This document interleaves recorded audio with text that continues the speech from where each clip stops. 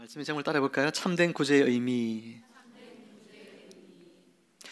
우리는 지금까지 계속해서 예수님께서 산 위에서 사람들에게 천국 복음을 전하신 내용을 우리는 지금 배우고 말씀을 듣고 있는 중이죠. 산상수훈의 말씀, 마태복음 5장에서 7장에 나오는 이 내용의 본문을 다루고 있습니다. 여러분 기억을 되살려 보면 마태복음 5장 서두에서 우리는 무엇을 들었어요? 팔복에 대해 들었죠. 팔복. 누가 천국에 들어가는가? 어떤 사람이 천국 백성이 되는가?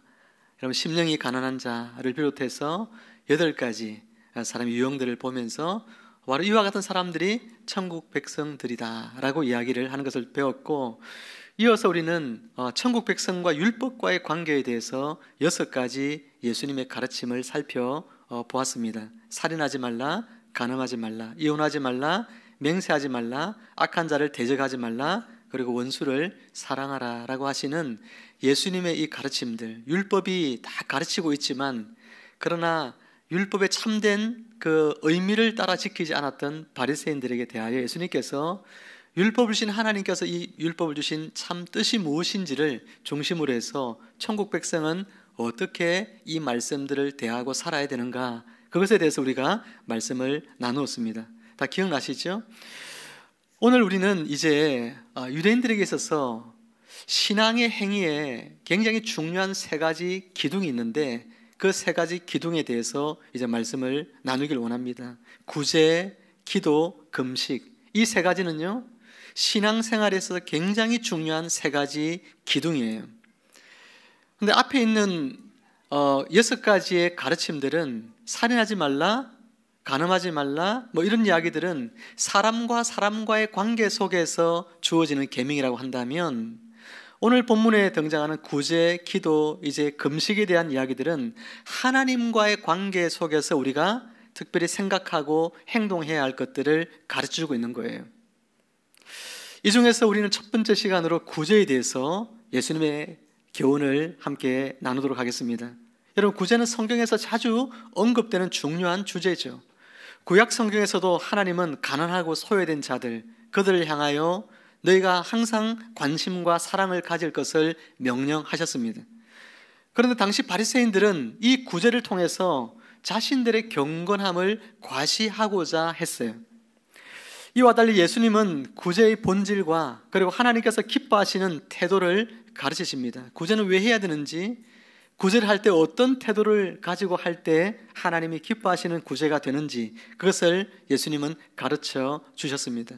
오늘 이 예수님의 가르침에 참된 의미를 우리가 잘 깨닫고 우리가 구제를 할 때에 하나님께서 기뻐하시는 구제의 삶을 통해서 하나님께 영광 돌리는 그런 저희와 여러분들이 다 되기를 주님의 이름으로 축원합니다. 먼저 1절 말씀에서 예수님은 사람에게 보이려고 그들 앞에서 너희 의를 행하지 않도록 주의하라 라고 말씀하셨습니다. 너희 의라고 하는 건 구제를 포함한 모든 의로운 행위들을 말하고 있죠. 예수님은 이 구절에서 경고합니다. 사람들에게 칭찬받기 위해서 의로운 행위를 하면 그것은 더 이상 하나님께 영광을 돌리는 것이 아니고 이미 그 행위로 그 사람은 칭찬을 받은 것이다 라고 말씀하고 있는 거예요. 바리새인들의 문제는 그들의 구제가 하나님을 향한 사랑에서 비롯된 것이 아니라 그들의 시선을 의식하여서 사람에게 보이려고 했다는 것이 바리새인들의 구제의 잘못된 점이었죠. 그들은 구제할 때에 회당과 거리에서 나팔을 불었습니다. 왜 나팔을 불죠? 나팔을 부는 건 사람들을 모으기 위해서예요. 사람들에게 관심을 집중시키기 위해서입니다. 왜요? 자신이 가지고 온 이 구제의 선물들을 사람들에게 나누어 줄 때에 많은 사람들이 봐야죠. 그래야 그 사람들이 이 바리새인이 정말 귀한 일을 하는구나 칭찬하겠죠. 2절은 사람에게서 영광을 얻기 위한 것이라 그렇게 이야기를 했습니다. 사람들에게 칭찬받고 사람들로부터 영광을 받고 그렇게 하기 위해서 이 바리새인들이 나팔을 불며 사람들에게 구제를 했다는 거예요. 이것은 굉장히 위선적인 행위죠. 진정으로 하나님을 기쁘시게 하기 위해서 한 게 아니에요. 하나님을 사랑해서, 그래서 하나님이 명령하셨으니까 그 말씀에 내가 순종하여 기쁨으로 내가 이 구제를 한 것이 아니고 자기 영광을 위하여, 자신이 사람들로부터 인정받고 칭찬받기 위하여 이렇게 자신이 마치 경건한 사람인 척 그렇게 꾸미고 사람들에게 이렇게 구제 행위를 하고 있는 거예요. 그래서 성경은, 예수님은 이런 사람들을 뭐라고 했냐면 외식하는 자라고 성경이 이야기하고 있죠. 외식하는 자. 여러분, 외식하는 자라고 하는 이 단어는요, 헬라어 어디서 왔냐면 배우라는 단어에서 왔어요. 배우 알죠? 연극 배우. 연극 배우들이 얼굴에 여러 가지 가면을 쓰고 연극을 합니다. 자신의 역할을 가면을 통해서 나타내죠. 그 가면은 자신이 아니에요. 그렇죠? 연극의 배역일 뿐이죠. 이처럼 오늘 길거리에서 사람들을 불러 모아서 이렇게 그 사람들 앞에 지금 자신이 굉장히 경건한 사람인 것처럼 꾸미고, 자신의 그런 모습은 꾸미고 사람들에게 이렇게 구제를 베푸는, 자신의 어떤 위선적인 모습, 칭찬받으려고 하는 마음들, 인정받으려고 하는 마음들, 이런 모든 더러운 것들은 다 숨기고 겉으로 볼 때에 굉장히 거룩하고 경건한 사람인 것처럼 그렇게 드러내는 이 모습이 마치 연극 배우와 똑같다는 것입니다. 그래서 성경은 그들을 외식하는 자라, 연극하는 사람들이라, 위선자들이라 그렇게 부르고 있는 것이죠. 한 부유한 상인이 있었습니다. 그는 자신의 부유함을 사람들에게 보이기 위해서 매번 구제를 할 때마다 사람들을 불러 모았습니다. 길거리에서 가난한 사람들에게 돈을 나누어 줄 때마다 그는 불을 들어서 사람들을 모으고 그가 얼마나 많은 돈을 사람들에게 나누어 주는 선한 사람인지를 사람들에게 알리곤 했습니다. 많은 사람들은 그의 구제를 보고 감탄을 했겠지만 그 상인은 하나님께 칭찬을 받기보다 사람들에게 인정을 받고 사람들의 환호와 박수를 받기 위해서 그와 같은 일을 한 것이죠. 여러분, 이 이야기에서 한 부유한 이 상인의 모습은 바리새인의 모습을 잘 대변해주고 있습니다. 우리가 행하는 선한 일들, 구제를 포함한 선한 일들이 자칫 이와 같은 일들이 되기가 쉽습니다. 나의 정말 속내는 감추어두고 내가 원하는 건 사람들의 칭찬이고 사람들의 인정이고 사람들로부터 영광을 받는 것인데 그것은 감추어두고 내가 마치 정말 하나님을 사랑해서 하는 것이냐, 내가 교회를 사랑해서 하는 것이냐, 하나님께 영광을 드리기 위해서 하는 것이냐, 그렇게 자신을 숨기면서 우리는 의로운 행위를 할 수가 있다는 거예요. 얼마든지 우리는 구제뿐만 아니라 교회 봉사도 섬김도 많은 일들도 그렇게 할 수가 있는 거예요. 그런데 그렇게 하면 그것은 외식하는 자고 위선자라고 예수님께서 말씀하고 있는 것입니다. 예수님께서는 2절에서 참된 구제의 자세에 대하여 우리에게 가르쳐 주시는데 그 시작을 어떻게 시작하고 있냐면 너희는 구제할 때에 그렇게 시작하고 있죠.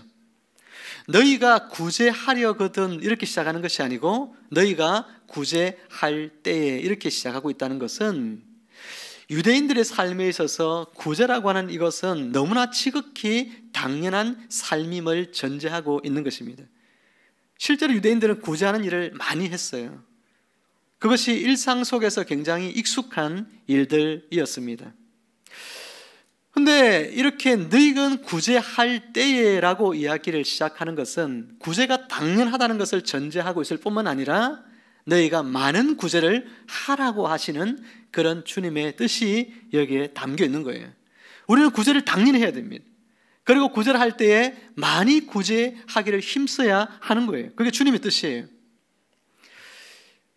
치앙라이에 선교하고 계시는 남성근 선교사님이 지난주에 계속해서 선교 편지를 카톡으로 보내오면서 그곳에 40년 만에 대홍수가 나서 치앙라이에 우리가 영상으로 봤던 에스라 학사가 다 물에 잠겨버리고 또 섬기고 개척하였던 교회들이 많은 교회들이 물에 다 잠겨버리고 그래서 그 물이 목까지 차 있는 그곳을 짐을 들고 식량을 나르고 그렇게 하는 모습들, 그런 사진들, 자료들을 보내어 오셨습니다.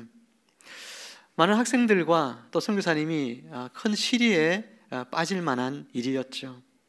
저는 이걸 보면서 우리 선교부에서 어떻게 이 일을 도울 수 있을 것인지 선교부원들이 좀 모여서 방안을 강구해서 우리 온 성도들이 같이 이 일에 힘을 좀 합칠 수 있으면 좋겠다, 그런 생각을 합니다. 여러분, 예수님께서 하나님과의 관계에 대해서 우리가 말씀을 들을 때 제일 처음으로 지금 언급하고 있는 것이 바로 이 구제예요. 하나님과의 관계에 대한 구제, 기도, 금식 세 가지 이야기 중에서 이 구제를 제일 먼저 언급하고 있는 것은 무엇 때문일까요? 이것이 너무나도 중요한 일이기 때문에 그렇습니다.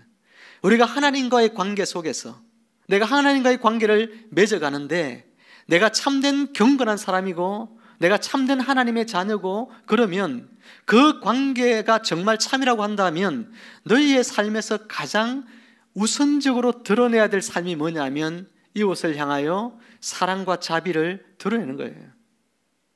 믿는 자들에게 이 구제를 통하여 그들의 형편의 어려움들을 살펴보는 거예요. 그것이 하나님과의 관계가 내가 참으로 바른 관계라고 하는 것을 나타내는 지표가 된다고 성경은 말씀하고 있는 거예요. 구제를 할 때 여러분 고린도서 6장 9절에 보면은요, 구제를 할 때는 원칙이 있어요.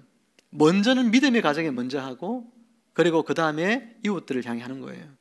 교회 안에 어려운 자들, 우리가 협력하고 있는 선교사님들, 저런 분들 지금 어려운 일들, 그걸 먼저 살피고 그리고 우리가 이름을 모르는 사람, 우리의 이웃들, 그들을 우리가 또 돕는 거예요.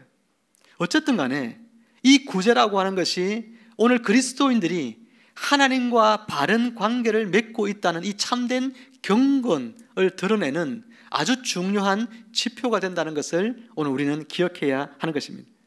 구약 성경에서는 구제를 아예 사회법으로 정해놓았습니다. 신명기 14장에 매 3년 끝에 그의 소산의 10분의 1을 다 내어 내 성읍에 저축하여 너희 중에 분깃이나 기업이 없는 레위인이나 내 성중에 거류하는 객과 및 고아와 가부들이 와서 먹고 배부르게 하라. 그리하면 내 하나님 여호와께서 내 손으로 하는 범사에 내게 복을 주시리라 라고 말씀하셨죠. 여러분, 이 말씀은 3년에 한 번은 11조를 드릴 때 무엇을 위한 11조를 드리라는 거예요? 구제를 위한 11조를 드리라는 이야기입니다. 추수를 할 때에도 밭에 내 기퉁이는 다 추수하지 말라고 하나님이 명령하셨죠. 과실을 딸 때에도 손에 제일 닿기 쉬운 부분에 있는 것들은 따지 말고 가난한 사람들이 그것을 따가도록 그렇게 내버려두라고 말씀하셨죠. 여러분, 성경은 이처럼 왜 구제를 사회법으로 이렇게 정하고 있을까요? 그냥 알아서 구제하고 자율적으로 맡겨도 될 텐데 이렇게 법으로까지 정해서 이스라엘 공동체가 구제를 해야 된다고 말씀하고 있는 것은 무엇 때문일까요? 이 구제가 나의 형편에 따라서 하지 않도록 하기 위한 거예요. 내 형편이 좋으면 하고 내 형편이 나쁘면 하지 않고 내 기분대로, 내 감정대로, 내 형편대로 하지 않도록 하기 위한 것입니다. 구제는 꾸준히 행해져야 되고 구제는 또 반드시 행해져야 하는 일이고 이 구제를 통하여 하나님의 사랑하심이 오늘 사람들 가운데에 드러나는 일이고, 그러니 너희는 하나님의 자녀로서 마땅히 구제를 통하여 하나님의 사랑이 얼마나 풍성하신지를 나타내야 할 책임이 있음을 우리에게 말씀하고 있는 것입니다. 그러니 구제는 여러분 우리에게 하나님이 권유하고 있는 말씀이 아니에요. 여러분 구제 좀 하세요, 구제해야 된다 이렇게 말씀하시는 것이 아니라 마땅히 해야 되는 의무고 명령으로서 성경은 구제를 가르치고 있습니다. 그러므로 사랑하는 성도 여러분, 하나님 앞에서의 참된 경건은 가난한 사람들을 돌아보고 구제하는 것임을 꼭 명심하고 우리의 삶에 반드시 그리고 지속적으로 실천되어지기를 주님의 이름으로 축복합니다. 마태복음 6장 3절 4절 말씀을 우리 같이 한번 읽어볼까요? 마태복음 6장 3절 4절입니다. 시작. 너는 구제할 때에 오른손에 하는 것을 왼손이 모르게 하여 내 구제함을 은밀하게 하라. 은밀한 중에 보시는 너희 아버지께서 갚으시리라. 아멘. 여러분, 이 구절에서 우리가 주목해 봐야 할 두 부분이 있죠. 구제할 때에 어떻게 구제하라는 것입니까? 첫 번째는 오른손이 하는 것을 왼손이 모르게 하라는 거예요. 또 하나는요, 구제함을 뭐라고 했죠? 은밀하게 하라, 그렇게 이야기하고 있죠. 은밀하게 하라. 여러분, 이 구절에 대한 오해가 좀 있는 것 같습니다. 여러분, 은밀하게 한다는 것은 혹시 아무도 보지 못하게 하라라고 하는 뜻으로 여러분 이해하고 있지는 않습니까? 구절을 아무도 보지 못하게 하라, 그런 뜻으로 은밀하게 주님이 말씀하셨을까요? 예수님께서는 앞서 마태복음 5장 16절에서 선한 행위를 함에 있어서 어떻게 우리가 해야 하는지를 말씀하셨어요. 같이 한번 읽어볼까요? 시작. 이같이 너희 빛이 사람 앞에 비치게 하여 그들로 너희 착한 행실을 보고 하늘에 계신 너희 아버지께 영광을 돌리게 하라. 아멘. 예수님은 산 위에 모여있는 그 수많은 사람들에게 너희 착한 행실을 사람들에게 감추라고 했어요? 아니면 드러내 보이라고 했어요? 드러내 보이라고 했죠. 너희의 착한 행실을 사람들에게 드러내 보이라고 이야기를 했습니다. 그런데 조금 전에 뭐라고 했어요? 은밀하게 하라, 그렇게 이야기했죠. 예수님께서는 왜 앞에서는 드러내 보이라고 하시고 왜 여기서는 은밀하게 하라고 말씀하시나요? 예수님 이랬다 저랬다 하시는 그런 분이신가요? 왜 다른 말을 하시는 것처럼 느껴질까요? 구제에 있어서 여러분 중요한 본질을 여러분들이 이해한다면 이 말씀들이 다 이해가 되는 것이죠. 여러분, 구제할 때에 보이게 하느냐 보이지 않게 하느냐가 중요한 것이 아니라는 이야기입니다. 진짜 중요한 것은 뭐냐면 자기 영광을 위해서 하느냐 아니면 누구의 영광을요? 하나님의 영광을 위해서 하느냐가 구제의 본질에 중요하다는 이야기예요. 여러분, 예수님 시대의 구제의 행위들을 한번 살펴보세요. 은행이 있어요, 없어요? 지금 같은 은행이 없죠. 계좌가 없죠. 사람들에게 계좌로 돈을 보내줄 수도 없어요. 익명으로. 서신을 통해서 지금처럼 이렇게 쉽게 사람들에게 구제를 할 수가 없습니다. 대부분은 그 당시에 구제는 어떻게 됐어요? 가난한 자들에게 공개적으로 도와주는 것이었어요. 그러므로 구제는 누가 보는가, 누가 보지 않는가가 중요한 것이 아닙니다. 그것을 통해서 누구에게 영광을 돌리느냐가 중요해요. 누구를 드러내려고 하느냐, 누구를 유익하게 하려고 하느냐라고 하는 것이 굉장히 중요한 것이죠. 여러분, 다른 봉사할 때도 마찬가지입니다. 우리 교회에서 나만큼 구제하는 사람은 없어. 우리 교회에서 나만큼 봉사하는 사람은 없는 것 같아. 우리 교회에서 굳은 일을 나만큼 찾아서 하는 사람은 없는 것 같아 라고 하면서 아무도 모르게 내가 교회 봉사일을 한다고 생각해 봅시다. 봉사일을 아무도 모르게 했을지라도 그러나 내 마음속에 어떤 마음을 가지고 이 봉사를 하느냐에 따라서 방금 같은 그런 마음을 가지고 봉사를 하면 그 사람은 자기 영광을 위해서 하는 사람이죠. 자기 이름을 드러내기 위해서 하는 사람이고 사람들로부터 칭찬받기 위해서 하는 사람인 것입니다. 여러분, 구제도 똑같은 거예요. 내가 사람들에게 보이려고 때로는 예수님께서는 하라고 하셨고 때로는 은밀하게 하라고 하셨지만 본질은 나를 드러내려고 하는 것이냐 아니면 하나님을 드러내려고 하느냐, 이것이 중요하다는 사실을 기억해야 하는 것입니다. 나를 드러내고 그래서 사람들로 칭찬을 받고 내가 사람들로부터 영광을 받고 그런 마음을 가진다면 바로 바리새인과 같이 외식적인 사람이 되는 것이죠. 그 사람은 가면을 쓰고 있는 위선자인 것입니다. 나는 굉장히 거룩한 것 같이 사람들 앞에서 구제 일을 열심히 하는 사람처럼 보이지만 그 사람은 위선적인 사람인 것이죠. 구제의 중심은 그래서 내가 되어서는 안 됩니다. 철저하게 하나님 중심이 되어야 됩니다. 오직 하나님께 영광이 되는가 라고 하는 그런 관점에서 행할 때에 하나님께서 기뻐하시는 구제가 되는 것이죠. 100년 전에 살았던 버루스라고 하는 유명한 분은 우리가 구제할 때 언제 사람들에게 보이게 하고 또 언제 숨기고 해야 하는지에 대해서 놀라운 제안을 이렇게 했습니다. 언제 사람들에게 여러분 그러면 보임이 좋고 언제나 그러면 숨기고 내가 구제하는 것이 좋을까? 한번 화면 한번 띄워주시겠어요? 이런 이야기를 남겼어요. 숨길 것을 유혹할 때는 보여라. 보일 것을 유혹할 때는 숨겨라. 바리새인들은 보일 것을 유혹받았을 때에 이에 넘어졌다. 예수님께서 너희의 착한 행실을 사람들에게 보여라. 그래서 하나님께 영광이 되게 하라고 할 때에 이 제자들이 이 선한 일들을 사람들 앞에 나가서 이야기하고 또 그 드러내게 됐을 때 돌아올 결과가 혹시 예상이 되나요? 자칫하면 제자들은 그 일들로 말미암아 심한 박해를 당할 수도 있는 그런 위험이 있어요. 그런데 그런 상황 속에서는 용기를 내라는 겁니다. 사람들 앞에 드러내어서 너의 선한 일들을 행하는 것이 너의 유익을 위한 것이 아니고 하나님께 정말 영광이 되는 일이라면 기꺼이 너가 박해를 당하고 때로는 위험을 감수하고 너에게 손해가 된다 할지라도 그 일을 하라라고 이야기하는 거예요. 그런데 반대로 내가 사람들에게 이렇게 드러내고 싶어 자꾸만 내가 하는 선한 일들을 자꾸 드러내고 싶고 알리고 싶어 많은 사람들이 나를 알아주면 좋겠어. 저 집사님 저 권사님 너무 참 선하신 것 같아. 너무나 사랑이 많은 것 같아. 그런 이야기 좀 칭찬 듣고 싶어. 그런 마음이 내 마음속에 들어서 내가 섬기려고 하고 봉사하려고 하고 이런 마음이 든다면 숨기라는 것입니다. 하지 말라는 거예요. 그게 은밀하게 하는 것이라는 거죠. 예수님께서는 우리에게 그렇게 가르치신 거예요.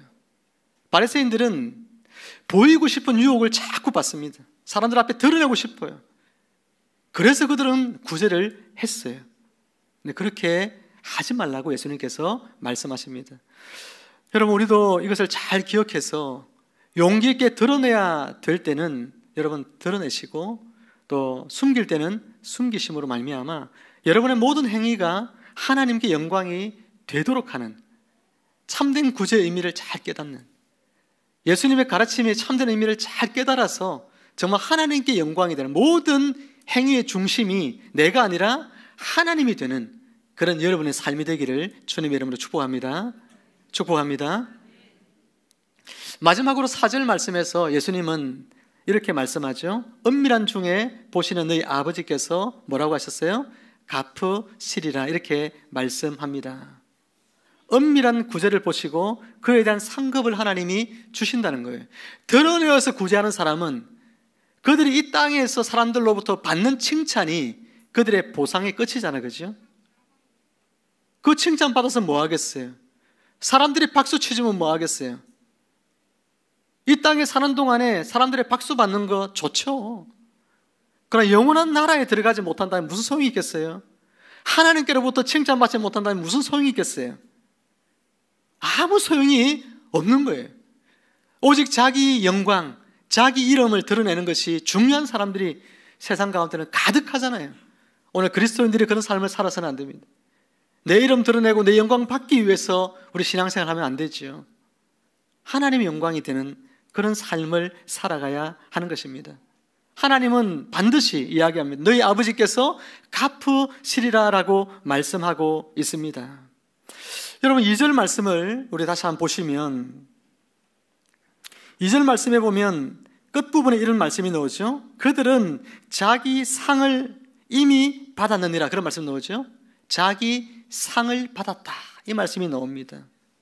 여기에서 나오는 이 보상, 이 상과 방금 이야기한 4절에서 나오는 아버지께서 갚아주신다는 이 말씀이 같은 말이에요. 같은 단어거든요. 여러분 자기를 드러내고 과시하기 위해 구제하는 사람은 상을 받고 또 자기가 은밀하게 자기를 숨기고 하나님의 영광을 위해서 구제하는 사람도 상을 받는데 이 두 사람의 받는 상은 근본적으로 차이가 있다는 거예요. 자기를 드러내는 사람이 받는 상은 이 세상에서 받는 유한한 상이에요. 그 상의 가치는 이 땅에서만 유효한 것이죠. 하나님의 인정을 받지는 못합니다. 그런데요, 하나님 주시는 상은 어떻다는 거예요? 영원하다는 거예요. 또 완전하다는 것입니다. 그리고 하나님께서 주시는 상이라는 거예요. 사람들이 주는 상이 아니에요.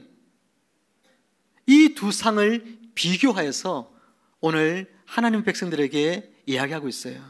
오늘 너희가 하나님의 영광을 위하여 드리는 모든 것들이 하나님께서 다 아시고 하나님이 너희에게 그 모든 것들에 대하여 갚아주신다. 바꿔 말하면 상을 주실 것이다. 하나님 우리에게 약속하고 있습니다.